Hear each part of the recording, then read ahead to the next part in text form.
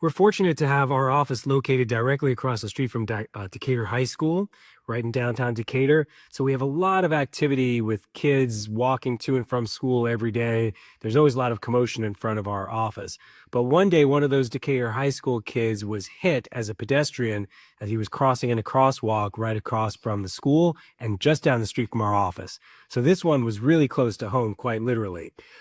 We got involved early on in this case, primarily because the police report was written in such a way that it blamed this kid for causing the crash and exonerated the driver. And the parents of this child did not think that was appropriate. I didn't think it was appropriate.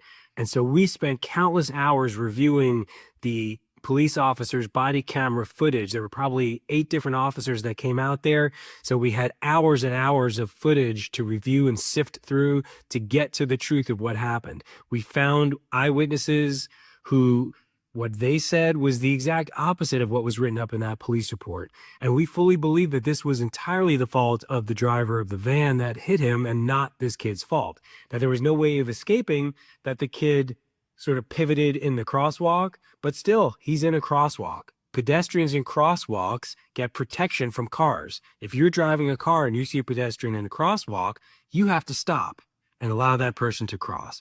Now, one thing I never anticipated being an issue is trying to figure out where does a crosswalk begin. And this particular case, where it happened, Decatur had gone through an attempt to try to make the streets safer for everybody. And they built these bulb outs to sort of protect crosswalks, narrow the street in what they call a road diet from 4 lanes to 2, and make it safer for pedestrians.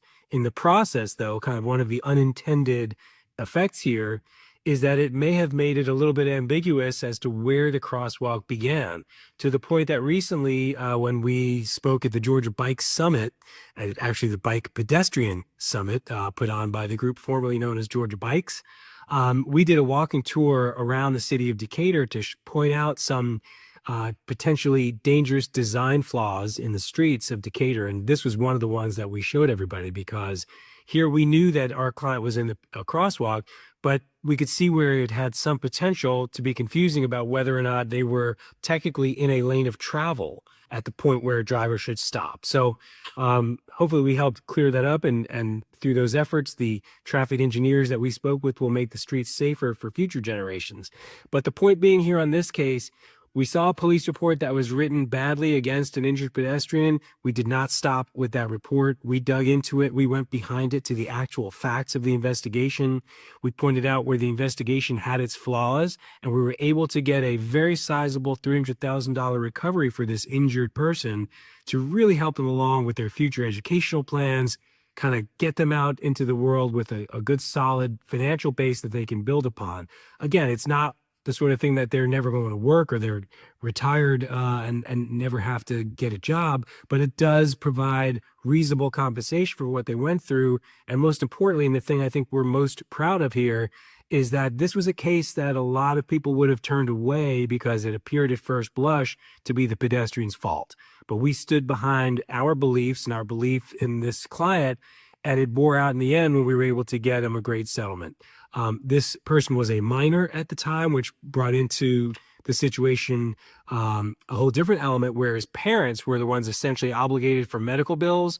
And so the resolution of this involved not just dealing with the minor's claim, but the claim of the parents for their responsibility here for things like medical bills as well. So complicated case, took a lot of work and a lot of man hours, but we're proud of what we did because we helped the person who really needed it. And this was right in our backyard. I mean, we really felt that this was an important case for us because we took everybody out to that scene, and we probably recreated this thing 50 times, trying to get an idea of what exactly happened and how it worked.